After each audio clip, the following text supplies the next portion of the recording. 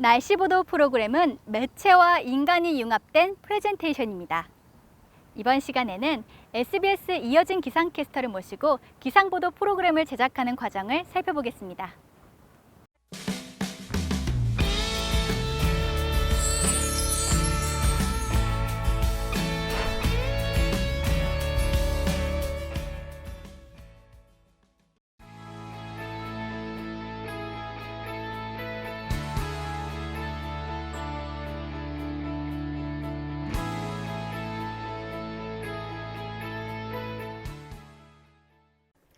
여러분 안녕하세요. SBS 기상캐스터 이여진입니다. 지난 차시에서는 데이터를 활용한 프레젠테이션 전략을 살펴봤습니다. 이번 차시에서는 제가 직접 출연했었던 기상보도 프로그램이 어떤 과정을 거쳐서 제작이 되었는지 안내하고자 합니다. 그럼 이번 시간에 살펴볼 내용을 개관하겠습니다. 지난 차시에서는 복잡한 데이터를 청중의 눈높이로 시각화해서 프레젠테이션하는 구체적인 전략을 살펴봤습니다. 이번 차시에서는 기상보도 프로그램이 만들어지는 과정을 살펴보고 실제 기상보도 프로그램 중에서 특징적인 것 4가지 사례를 살펴보도록 하겠습니다. 내일보다 중요한 미래, 다수만큼 중요한 소수, 계산된 단순함, 그리고 계산된 복잡함, 이렇게 프로그램 특징을 표현을 해봤습니다. 기상보도 프로그램은 어떻게 제작할까요? 기상캐스터의 일상을 다룬 드라마에서 묘사된 기상보도 프로그램 제작 과정을 살펴보겠습니다. 더위가 일찍 찾아온다고 합니다. 자, 날씨 알아보죠. 3, 오늘부터 2, 신나라 기상캐스터가 1. 저희 뉴스원과 날씨 함께합니다. 큐. 오늘부터 퍼펙트 웨더를 맡게 된 기상캐스터 신나라입니다.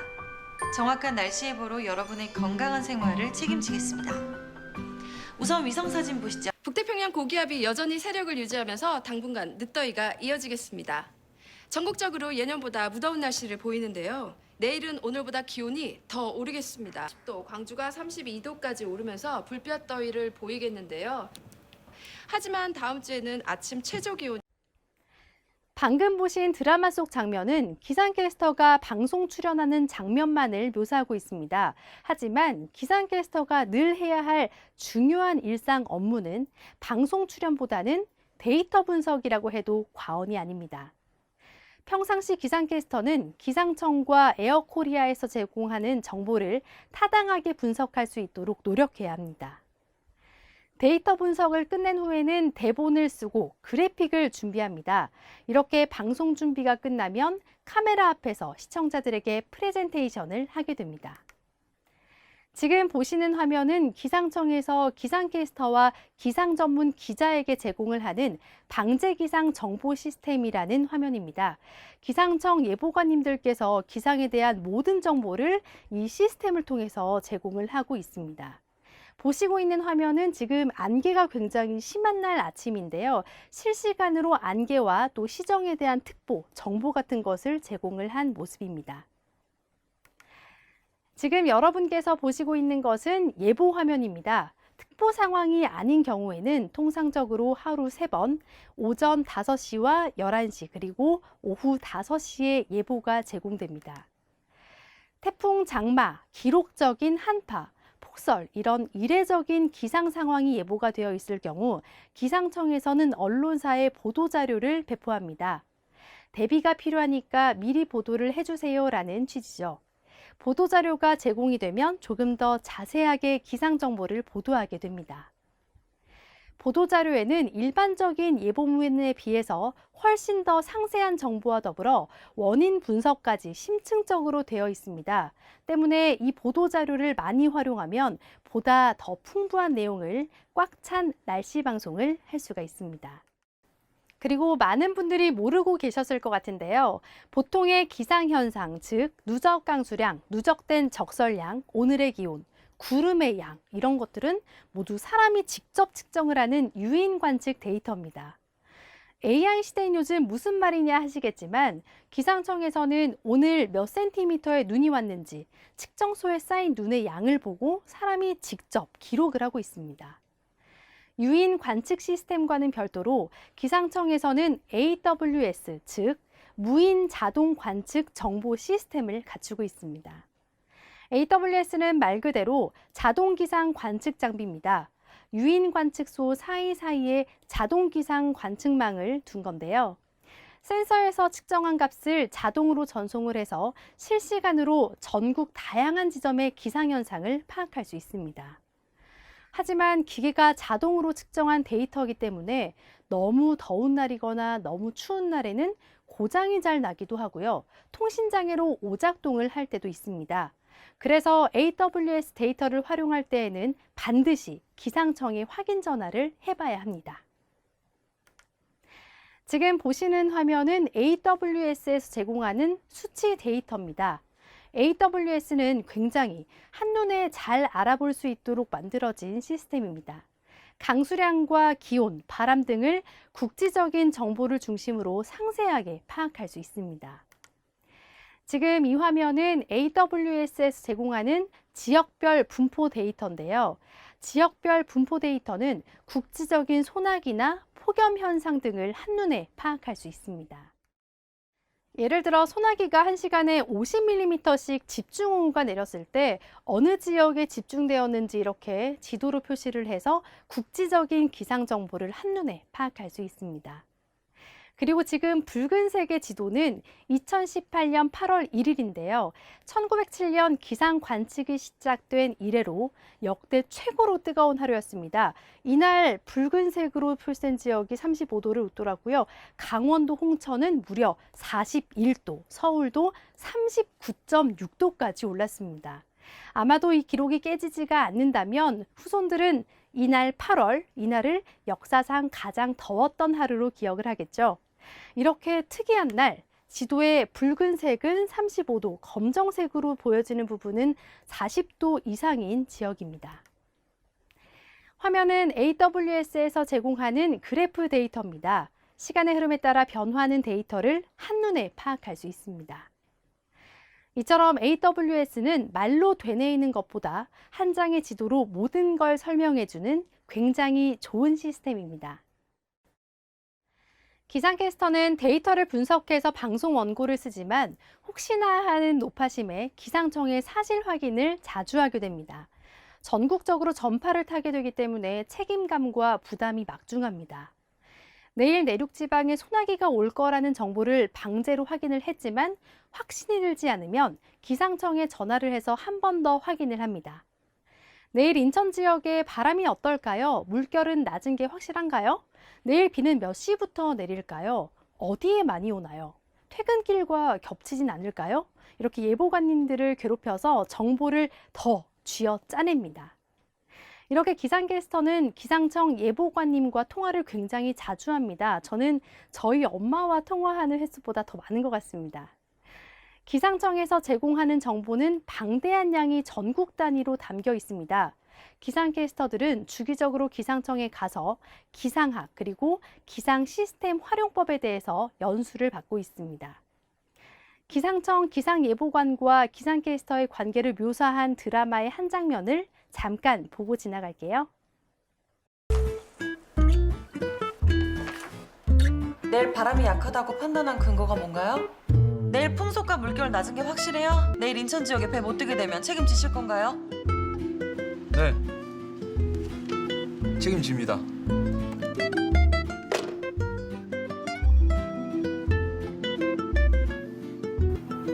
처음으로 인사드립니다. 오늘 교육을 맡은 기상예보관 이지로라고 합니다. 반갑습니다, 여러분.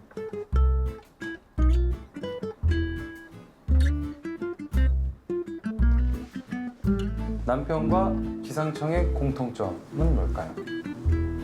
안 맞아. 안 맞아도 너무 안 맞아.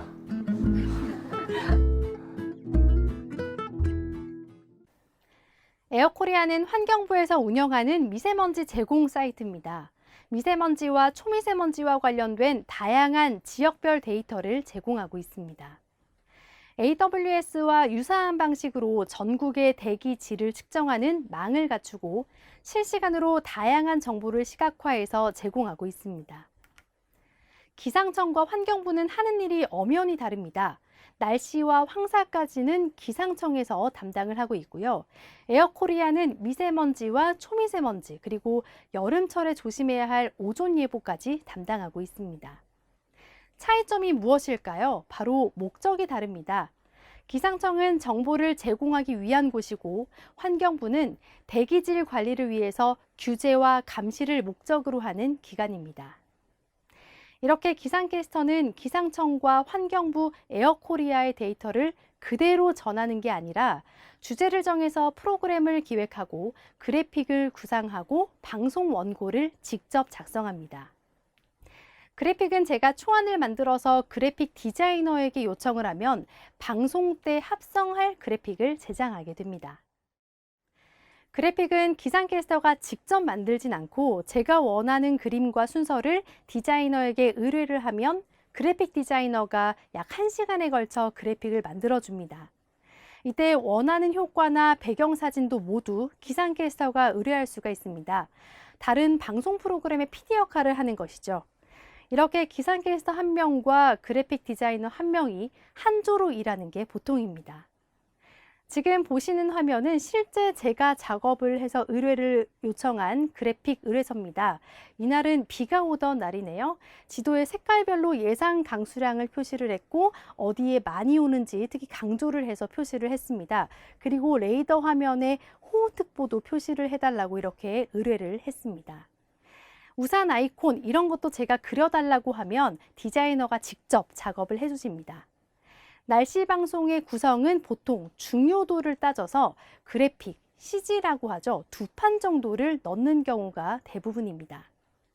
기록적인 폭염이 있었던 날에는 오늘 얼마나 더웠는지를 보여주던지 기온의 널뛰기가 심한 날에는 그래프로 차이를 둔다든지 도식화를 해서 표현을 합니다. 방송 원고를 작성한 다음에는 리허설을 통해서 연습을 하고 원고를 다 외우거나 혹은 방송국에 따라서는 프롬프터를 참조하는 곳도 있습니다. 이렇게 프레젠테이션을 시작합니다. 이때 엔지니어들은 미리 만들어둔 그래픽과 기상캐스터의 프레젠테이션 영상을 합성을 하면서 제작을 하게 됩니다. 기상보도 제작 과정을 쉽게 이해하기 위해서 인천대학교 김평원 교수님께서 제작하신 영상을 잠깐 참조하겠습니다. 오늘 남부지방은 하나만 세고 오늘 남부지방은 하늘이 다소 오늘 남부지방은 하늘이 다소 흐렸지만 낮 기온은 20도로 오르겠습니다. 틀렸어요. 네, 오늘보다 6, 7도 높겠습니다.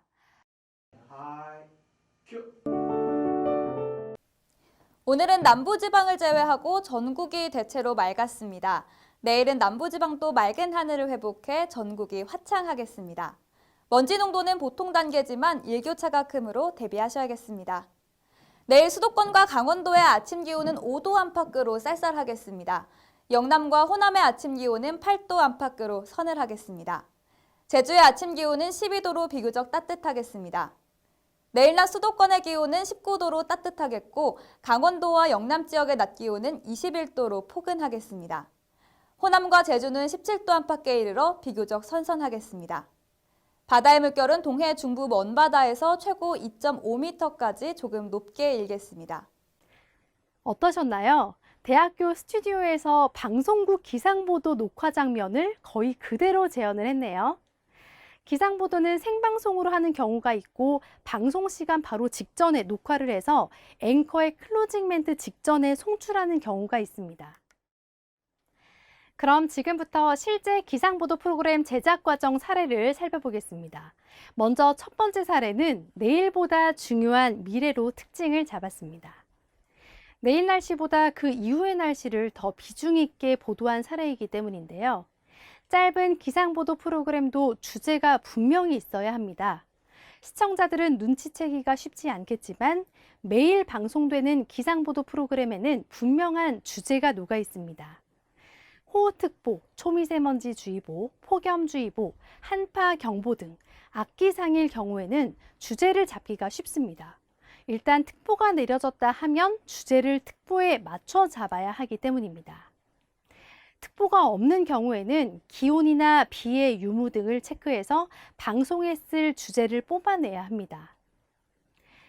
2018년 10월 23일은 오전과 오후의 날씨가 극명히 변화가 됐다는 점과 며칠 뒤 비가 오면 체감 온도가 크게 떨어질 거라는 초가을 날씨의 특징을 주제로 잡았습니다. 이날 오전에는 서울에는 미세먼지와 먹구름으로 우중충한 날씨를 보였는데요. 하지만 금세 공기가 깨끗해지고 하늘도 파래져서 오전과 오후의 날씨 변화가 극명했던 조금 특이했던 날이었습니다. 그래서 밤처럼 어둑어둑했던 오늘 아침 서울 하늘을 언급을 하고 내일은 괜찮으니까 걱정하지 말라는 메시지를 추가했습니다. 이 시기가 바로 초가을입니다. 가을비에 내복 한 벌이라는 속담이 있듯이 가을철에는 비가 정말 중요합니다. 한 번 비가 내릴 때마다 기온을 끌어내리기 때문이죠. 하루하루 공기가 서늘해지는 원인이 되기도 합니다. 이때는 이틀 뒤부터 비 예보가 있고 쌀쌀해지는 날씨였네요. 그렇기 때문에 어찌 보면 좀 먼 미래인 한 2, 3일 후의 일이지만 이 부분을 강조하기로 했습니다. 주제가 정해졌으면 중요도를 매겨 순서를 정해야 합니다. 이때는 작은 것보다는 큰 것을 먼저 말하는 센스, 나무보다는 숲을 봐야 합니다. 이것 또한 기상캐스터가 갖추어야 할 중요한 역량인데요. 너무 수치값에 연연하거나 작은 것에 매달리다 보면 큰 걸 놓치기가 십상이기 때문이죠. 보다 많은 국민들이 공감할 수 있게 모두에게 해당되는 내용을 앞부분에 넣습니다. 그리고 좀 더 국지적인 정보, 지역 기상 정보로 좁혀 나갑니다. 출근길 안개라든지 밤에는 쌀쌀하다 이런 정보는 뒤에 붙입니다. 사례 첫 번째, 내일보다 중요한 미래의 경우 먼 미래를 예측하는 주간 날씨는 후반부에 배치하는 일반적인 순서와는 달리 내일 이후의 날씨 변화를 바로 전반부에 배치를 하고 마지막에 주간 날씨를 통해서 다시 부연 설명을 하는 독특한 방식으로 순서를 정했습니다. 순서가 정해졌으면 그래픽을 구상을 하고 디자이너에게 의뢰해야 합니다. 시청자들은 기상캐스터가 잡은 주제와 순서를 분석해가면서 기상 보도를 보지 않습니다. 결국 드러나는 것은 그래픽이겠죠. 그렇기 때문에 그래픽 구상은 생각보다 많은 고민을 하게 됩니다. 내일보다 중요한 미래가 특징인 사례 첫 번째 그래픽 구상을 보다 상세하게 살펴보도록 하겠습니다. 먼저 오늘 미세먼지와 관련된 정보는 수치보다는 사진을 그대로 사용하기로 했습니다. 체감할 수 없는 80 마이크로그램 이런 수치를 제시하는 것보다 오늘 오전에 이렇게 밤처럼 어두웠던 서울 하늘을 직접 보여주기로 결정을 했습니다. 과감하게 사진만을 사용하는 게 더 효과적이라고 판단하기 때문인데요. 이런 경우 디자이너는 사진에 자막을 넣기만 하면 됩니다. 며칠 뒤 기온 변화는 기상캐스터의 설명에 맞게 정보가 하나씩 드러나는 꺾은 선 그래프로 표현을 했습니다. 3일 뒤에 비가 내리면 기온이 크게 떨어지고 또 초가을의 특성상 비가 큰 영향을 끼칠 거라는 내용을 전달하기 위해서인데요.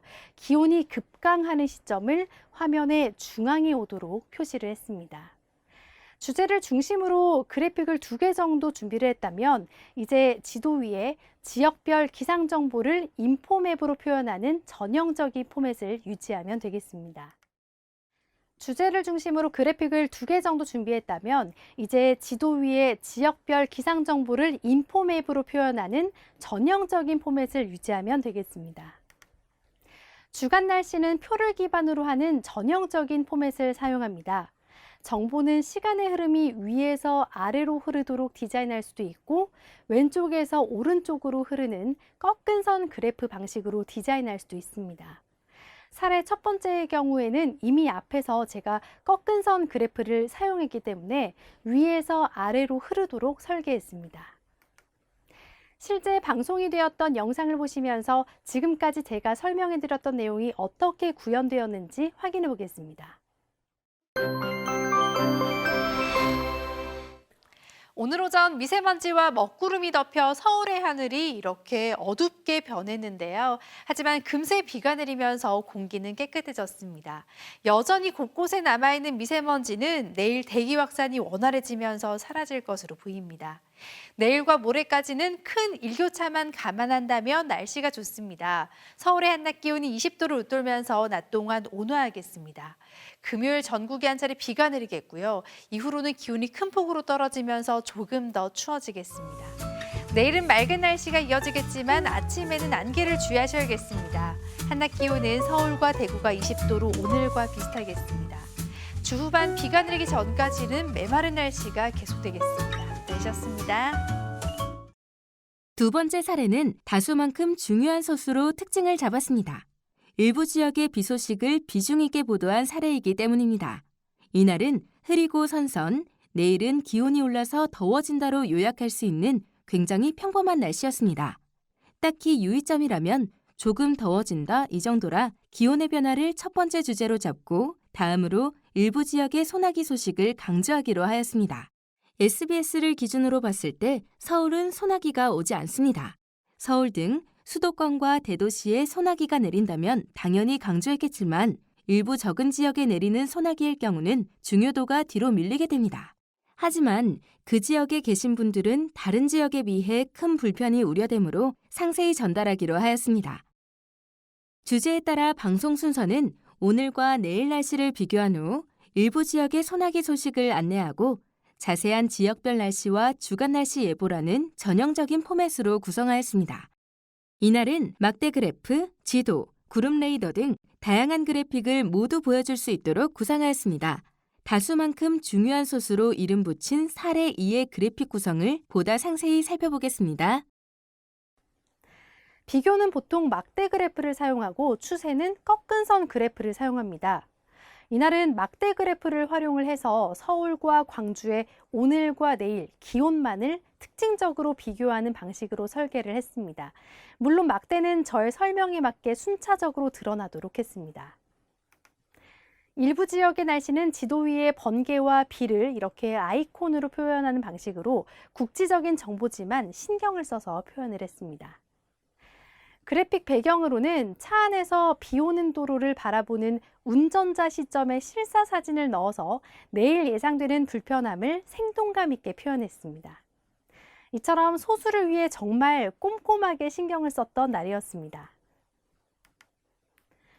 구름과 레이더 영상은 위성 영상이나 실제 레이더 영상을 활용하기 때문에 보다 전문적인 설명이 가능합니다. 주로 현재 내리는 국지적인 기상 상태나 아주 가까운 미래, 즉 앞으로 한두 시간 정도 후의 기상 상태를 설명하는 데 유용합니다. 이날은 미세먼지 관련 데이터의 변화를 구름 레이더 영상으로 설명했습니다. 지도 위에 지역별 기상 정보를 인포맵으로 표현하는 것은 전형적인 패턴입니다. 이날은 지역별 미세먼지도 조금 끼워 넣었네요. 주간 날씨는 표를 기반으로 꺾은 선 그래프를 하단에 통합한 방식을 사용을 했습니다. 최근 이런 방식을 많이 사용하는 이유는 시간의 흐름이 왼쪽에서 오른쪽으로 흐르도록 표현하는 게 자연스럽기 때문입니다. 그럼 두 번째 사례도 실제 방송되었던 영상 보시면서 지금까지 제가 설명드렸던 내용이 어떻게 구현되었는지 확인을 해보도록 하겠습니다.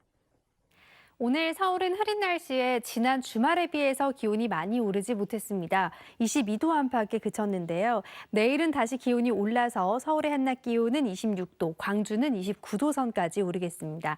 일부 비 예보가 있습니다. 새벽부터 아침 사이에는 제주와 일부 남해안 지방에, 오후가 되면 대기 불안정이 심해지는 일부 영남 지역에 소나기가 내리겠습니다. 벼락을 동반해서 조금 요란스럽게 내릴 수가 있겠고요. 양은 5mm 정도로 적겠습니다. 지금 중부지방 대체로 흐린 가운데 일부 서해안 지역에는 약하게 비가 내리고 있습니다. 미세먼지는 지금은 보통 수준을 유지하고 있는데요. 하지만 오늘 밤 중서부와 일부 영남 지역의 먼지 농도가 높아지겠고요. 내일은 주로 아침과 밤 시간대에 수도권 지역은 미세먼지가 나쁨 수준을 보이겠습니다. 내일 한낮 기온은 서울은 26도, 대구 28도 안팎으로 오늘과 비슷하거나 조금 높겠습니다. 이번 한 주 전국적인 비 예보는 없겠습니다. 날씨였습니다. 세 번째 사례는 계산된 단수남으로 특징을 잡았습니다. 보통 저희끼리는 여름과 겨울을 한철이라고 표현을 하고요. 반면 봄과 가을은 비수기라는 우스갯소리를 합니다. 이날은 6월이니까 봄이네요. 딱히 날씨로 인한 불편은 없는 계절입니다. 미세먼지만 빼면요. 다행히 이날은 하늘도 아주 예뻤던 날로 기억을 하고 있습니다. 전날 비구름이 걷히고 말끔했던 날씨였습니다.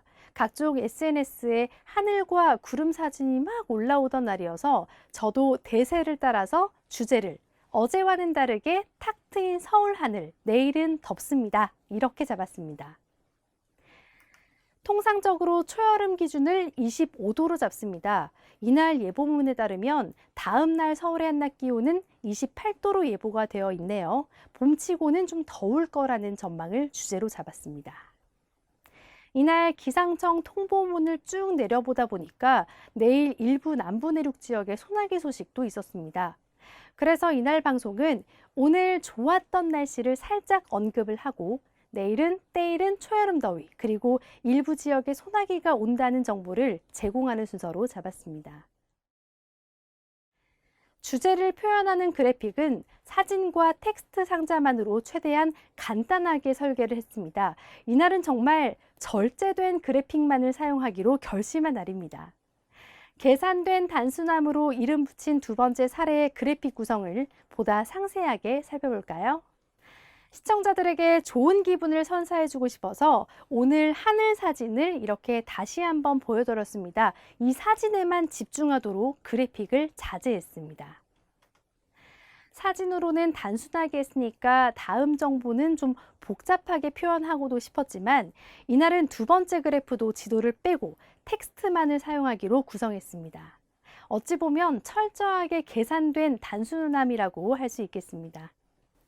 이어서 지도 위에 지역별 기상 정보를 인포맵으로 표현하는 전형적인 패턴으로 이어집니다. 이날은 오존 농도 나쁨 정보도 살짝 끼워 넣었네요. 주간 날씨는 표를 기반으로 꺾은 선 그래프를 하단에 통합한 방식을 사용했습니다. 그럼 세 번째 사례도 실제 방송이 되었던 영상 보시면서 지금까지 제가 설명드렸던 내용이 어떻게 구현되었는지 확인해 보겠습니다. 오늘 서울 하늘의 모습입니다. 탁 트인 하늘에 공기도 굉장히 깨끗했는데요. 내일 중부지방은 이처럼 맑은 날씨 속에서 기온이 더 오르겠습니다. 서울의 한낮 기온 28도로 오늘보다 2도 정도 높겠습니다. 남부지방 곳곳으로는 소나기 소식이 있습니다. 대기가 불안정해지면서 남부 내륙 지역에 오후에 소나기가 지나겠는데요. 양은 5에서 20mm 정도 되겠고요. 벼락을 동반해 요란스럽게 내리겠습니다. 내일 미세먼지 걱정은 없겠지만 많은 지역에서 오존 농도가 높아지겠습니다. 기온은 오늘보다 더 올라서 대구의 한낮 기온 27도까지 오르겠습니다. 이후로 당분간 맑은 날씨가 이어지겠고요. 주말에는 일부 지역에 비 소식이 있습니다. 날씨였습니다. 네 번째 사례는 계산된 복잡함으로 특징을 잡았습니다. 이날 서울은 35도까지 올라서 올해 들어 가장 뜨거웠던 날이었습니다. 좀 힘을 줘서 강조할 필요가 있었습니다. AWS, 즉 자동 기상 관측 장비 데이터 중에서 온도 분포도를 활용을 했습니다. 이날 서울은 붉은색으로 표시가 되어 있었고요. 35도는 7월 상순 사상 54년 만에 더위였던 날일 겁니다. 이걸 살려서 가장 뜨거웠던 하루를 주제로 잡았습니다. 이날은 특보가 있었습니다. 그래서 평상시보다는 방송 시간을 좀 길게 잡았습니다. 이 시기가 장마 기간이었는데요. 기다리는 비는 오지 않고 푹푹 찌는 폭염만 이어지던 때였기 때문입니다. 그래서 조금은 먼 미래지만 사람들이 기다리는 앞으로 다가올 장맛비에 대한 소식도 넣고 평상시보다는 정보량을 늘렸습니다. 그래픽은 AWS 그래픽에서 컬러 정보를 활용하고 다시 폭염특보도 지도 위에 컬러 정보로 표현한 후에 구름 레이더까지 활용을 해서 소나기 정보를 제공하도록 순서를 잡았습니다. AWS의 컬러 그래픽 정보를 그대로 제공하면 너무 복잡하거든요. 그래서 시청자가 보기 편하도록 간략화해서 표현을 했습니다. 다음 날은 서울의 낮 기온이 36도로 올해 최고 더위가 예보됐습니다. 그만큼 힘을 더 줘서 강조와 언급을 해야 합니다. 그런데 보시는 것처럼 폭염특보도 많이 내려져 있네요. 그러면 폭염특보와 기온을 함께 묶어서 지도로 표현하면 될 것 같습니다. 그래서 폭염특보 지도와 내일의 기온을 함께 표시를 해서 간결하지만 강조로 힘을 실었습니다. 이미 그래픽을 2판이나 사용을 했기 때문에 소나기 소식은 좀 간단히 표현할 수도 있었지만 이날은 보여드릴 수 있는 모두를 활용을 하기로 마음을 먹었고 구름과 레이더를 활용해서 설명을 했습니다. 지역별 날씨를 설명하기 전에 이미 방송 시간이 1분을 넘었습니다. 핵심 정보의 1분을 사용했다고 해서 루틴하게 제공하는 정보를 더 줄일 수는 없기 때문에 자세한 지역별 내일 날씨와 주간 날씨를 30초 정도 더 설명했습니다. 이렇게 이날은 1분 정도의 방송 시간을 1분 36초까지 늘려서 풍성한 내용을 담은 날이었습니다. 그럼 네 번째 사례도 역시 실제 방송되었던 영상을 보시고 지금까지 제가 설명드렸던 내용이 어떻게 구현되었는지 확인해 보시죠. 네, 오늘 올 들어 가장 뜨거운 하루였습니다. 습도가 낮아서 그나마 다행이긴 했지만 기온 자체가 굉장히 많이 올랐습니다. 지도에 노란색으로 표시된 지역은 오늘 30도 선, 특히 붉은색 지역은 35도를 웃돈 지역인데요. 오늘 서울의 한낮 최고 기온은 35도, 영월은 36.9도를 기록했고요. 자동 관측망 기준으로는 경기도 안성 지역이 무려 37.6도까지 올랐습니다. 이에 따라 폭염특보가 더 많은 지역으로 확대 강화되면서 남부 곳곳으로도 폭염 경보가 내려졌습니다. 내일도 오늘 못지않은 불볕더위가 이어지겠는데요. 특히 내일 서울 지역은 36도를 기록하면서 서울 기준으로는 올 들어 가장 뜨겁겠고 그 밖의 지역은 오늘과 비슷해 춘천 36도, 대전의 한낮 기온 35도까지 오르겠습니다. 지금 전국적으로 대체로 맑은 가운데 일부 영동 지역은 벼락을 동반한 요란한 소나기 구름이 발달해 있습니다. 오늘 밤까지 강원 내륙과 충청 그리고 경북 북부를 중심으로 5에서 20mm 안팎의 소나기가 지나겠습니다. 내일도 전국이 대체로 맑겠지만 서쪽 지역은 미세먼지를 조금 조심하셔야겠습니다. 동풍이 들어오면서 강원 영동 지역은 내일 밤 한때 5에서 10mm 안팎의 비가 조금 내리겠습니다. 내일 한낮 기온은 서울은 36도, 대구 30도 안팎으로 대부분 지방이 오늘과 비슷하겠고요. 동풍의 영향을 받는 동해안 지역은 내일은 꽤 선선한 날씨를 보이겠습니다. 주말을 지나 다음 주 초반까지도 뜨거운 날씨가 이어지겠고요. 장맛비 소식은 다음 주 중후반쯤 일시적으로 들어있습니다. 날씨였습니다. 어떠셨나요, 여러분? 이번 차시에서는 제가 실제로 방송했던 기상보도 프로그램들이 어떤 순서로 제작되었는지 구체적인 과정을 보여드렸습니다. 지난 차시와 이번 차시에 걸쳐 안내해드린 데이터를 활용한 프레젠테이션 전략과 기상보도 프로그램을 구성하는 방법이 데이터를 시각화해야만 하는 다양한 상황에 도움이 되셨기를 바랍니다. 다음에 기회가 된다면 학생들과 직접 만나서 더 많은 이야기 나눌 수 있다면 좋겠네요. 저는 SBS 기상캐스터 이여진이었습니다. 감사합니다.